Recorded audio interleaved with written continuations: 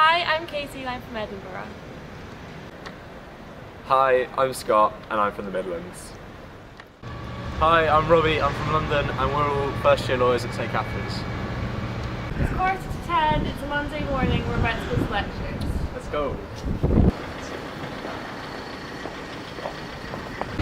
Hey, we're just on the way to lectures. I'm just going to grab some breakfast and Smiley's, the best sandwich shop in the world, because it's cheap and they do great paninis.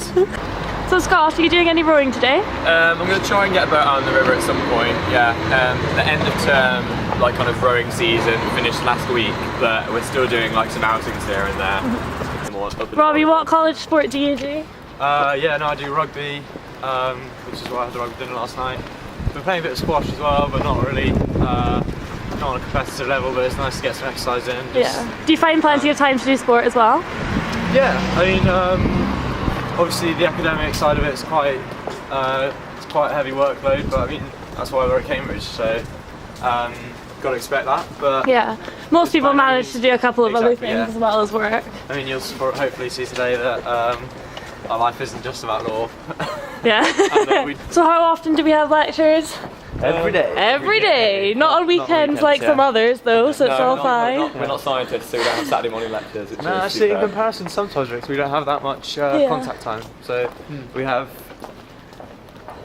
2 lectures a day, today, tomorrow, and Wednesday, and then on Thursday and Friday we only have 1 lecture a day. First term we had a few more. Yeah, we have it slightly less this term probably because more focus on individual work, but. And then next term's the same, we lose even more lectures next term and it goes down to more of a bare schedule. Yeah, because obviously next term is exam term, so... Scary. Yeah, it's going to be fun. Go. So this morning we have a constitutional lecture and a torts lecture. Constitutional law is about how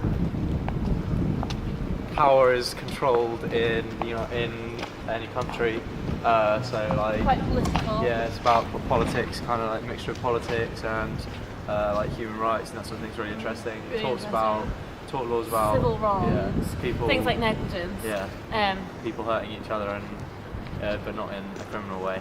So it's like, quite interesting. I mean, you don't know much about that before you come to kind of come to like a law school. Once you're here, you find out that there's so much more than just criminal law. Yeah. Which is quite good to learn about. And it's really interesting as well. So yeah. So we've got 2 hours of lectures. You can join us in there. We'll show you a bit of that. They're an hour each, so. Not too bad. Yeah. Don't fall asleep. No. It's good. Should we go?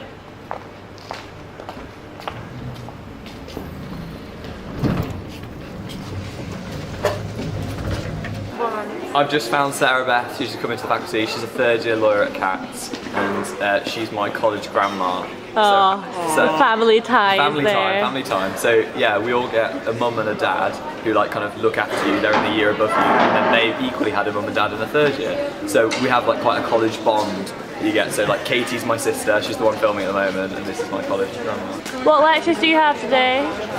Yeah, we're Labour and EU. And exciting. 3, gosh. That's what happens when you get into 3rd One's year. in the afternoon. Oh, There's a nice fine, break. great. Thank you for speaking to us. Enjoy.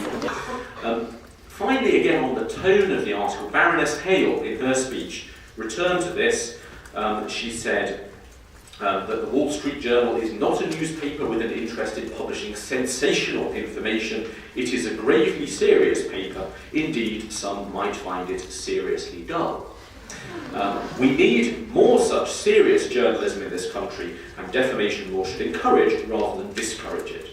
Now, Lord Justice Sedley has commented on this in a later case and said, surely Baroness Hale cannot have meant that the Reynolds defence is a prize for bland journalism. So this is the difficulty, I think, in focusing on the tone. Is it sensational? It does tend to say, well, if you're a very boring paper like the Wall Street Journal, you can rely on the defence, but if you're the Sun or the News of the World, RIP, then you can't.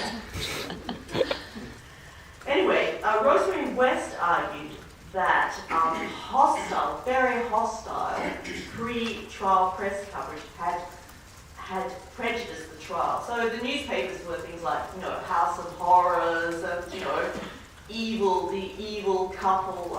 So you can imagine they're pretty lurid headlines. Great. Okay, so we've just come out of lectures, we had talks in Constitutional this morning, and we're just waiting for Robbie. As you can see, the faculty's quite a bit more busy now, because people are going into lectures. And now we're going to take the scenic route home so you can see a bit more of Cambridge and some of the colleges. How were your lectures today? Yeah, they were really good. Our Constitution lecture was really interesting. We were doing about where newspapers are allowed to publish and whether that's contempt of court if they're talking about trials while they're happening. That's really interesting. And in talk we were talking about how you can get damages for defaming someone or libeling someone. So publishing untrue statements about them or saying things that would decrease the reputation of someone. Interesting. And then obviously we were doing about the Millie Dowler trials and about Leveson and all things that are really relevant at the moment that we hear about in the news every day, and then we come and study it here. So yeah, it's really interesting. So we're about to go inside the Square Law Library. It's a really good place to work.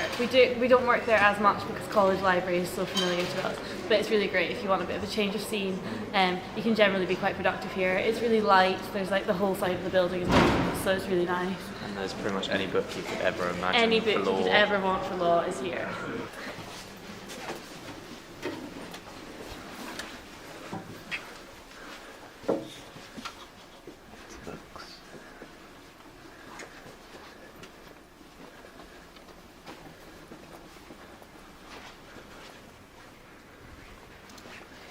It's another beautiful day in Cambridge. I feel like I'm at home with the snow. This is unusual, but hopefully it'll lie and make all the colleges look really pretty.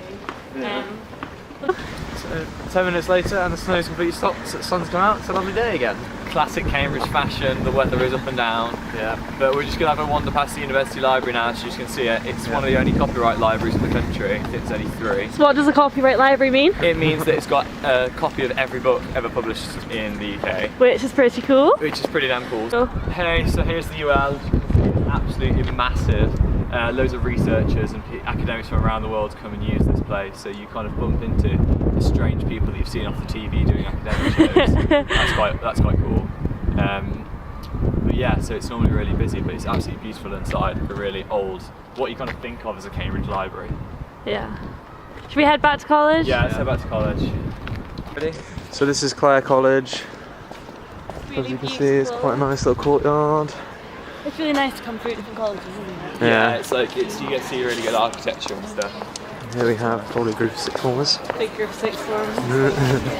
And Clare That's one College. thing you definitely need to get used to in Cambridge. Lots of tourists and lots of school groups visiting a lot. Yeah. We do lots of access work, so through colleges you generally get a lot of sixth forms coming around that you get to take for lunch and show place and stuff, which is really nice. So I run here quite a lot. It's really great actually, Cambridge, for running. Lots of people go jogging to take time out of studying. Yeah. It's a fast way to get good exercise, I guess. Yeah. And it's really beautiful, especially in sunshine. It's kind of sunny now. Quite nice actually now, isn't it? Yeah, we're liking nice sunny it. So day. yeah. We also have a college gym in terms of exercise, which is I use that pretty quite a handy. lot. Yeah. You do as well, don't you? Yeah, no, it's quite good just to. I don't know, if you've got a long essay to do or something, you can sort of take half an hour out in the gym and sort of de-stress, which is good. But we'll get Yeah. there. Most colleges have college gyms. Yeah. So generally that's a nice place to kind of go for a break in the evening.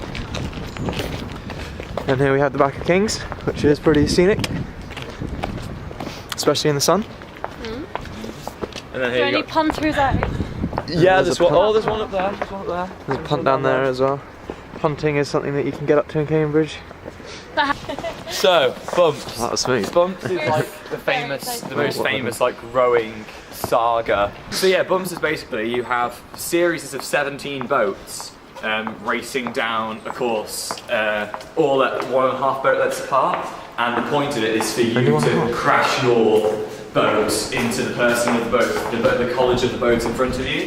So, hence the name Bumps. Yeah, so it's over 4 days. Yeah, It's a really good social occasion for everyone else who doesn't row. So the whole college will go down and cheer on their college, which is really fun. Yeah. That's when you see the collegiate sort of. Yeah, the college system's pretty cool. Really good fun. I love walking this way. We should do it more often. Yeah, it's quite nice, isn't it? Here's King's Chapel. Very nice place to live next to. and we're just going to go grab some lunch after lectures in hall, which is what. How often do we go to hall for lunch? Most days, yeah. It's really reasonably priced, and it's also it's good to see everyone because everyone has just come back from lectures and see everyone has a day going before everyone cracks down to do some work and go up to supervisions. So that's what we're going to do. I think we're going to go to hall, get some work done, go to supervision, and then see what happens after that. Let's do it. Let's go. Are you looking forward to your supervision, Katie? Yeah, I am quite looking. I need to print all these pages off, which is always a bit stressful, but I like supervision. Originally they were quite intimidating experiences because in school you never really had the opportunity to talk with academics in the way that we do. But now, yeah, they're really good. All our supervisors are really nice. There's a lot of work for them, but as long as you get it done. And it's always good to have like an academic chat with the person who's writing your exam and writing the textbook that people all around the country are using. Yeah, you definitely get the leaders in their field here, as cheesy as that sounds. Robbie, what do you like about supervisions? I like the fact that you can talk about stuff that you haven't understood. Yeah, usually with the person that's either written the textbook or relevant articles that you've had to read, which is pretty cool. And you wouldn't get that at a lot of the academic institutions, so that's a bit of a bonus. And yeah, just sort of make sure that you've understood that what you've been studying. It is good because it keeps you in check and makes sure that you do the work. It challenges you as well. They always ask you challenging questions. Yeah, usually when you go in, you think you know the topic, and turns out you might have missed something in small, like maybe a small detail, might be something a bit more big. But either way, they're usually quite understanding if you've done the work. As long as you've done the work, then they will be happy to help. But if you it's haven't cool done as the work, well. We get to go to different colleges. Understandably, we get to go to different colleges. Our supervision today is at Jesus College, which is a cycle ride away. Now I'm ready. The file is ready. Good. We're ready to talk about criminal law. It's going to be great. Okay, so it's 5 minutes until our supervision. We've cycled to Jesus. We are now here. So we'll make our way to Dr. Stark's room and get on with our supervision. Well, if we just start off then by defining self-defense. So can anyone give me a definition of self-defense in one sentence, please? One sentence. One sentence. The use of reasonable force to defend oneself in circumstances when someone's using force against you. Yeah. So when someone is using force against us, what do we say about our force in return? It has to be reasonable. It has to be reasonable and also necessary. Necessary, absolutely. So if we want to sort of condense that down, we'd say a necessary and proportionate response to a threat. Okay? I mean, they've started to go further now. So that proposal that I gave you, which is about household attacks. So you wake up in the middle of the night and you think someone's in your house. What do the government want you to be able to use in those circumstances? Force that isn't grossly disproportionate. So we can use disproportionate force. Yeah. Okay. What did you think of that proposal? It seems... Might be popular. It'll be popular among households, but then there's a problem with sort of it infringing the rights of the burglar.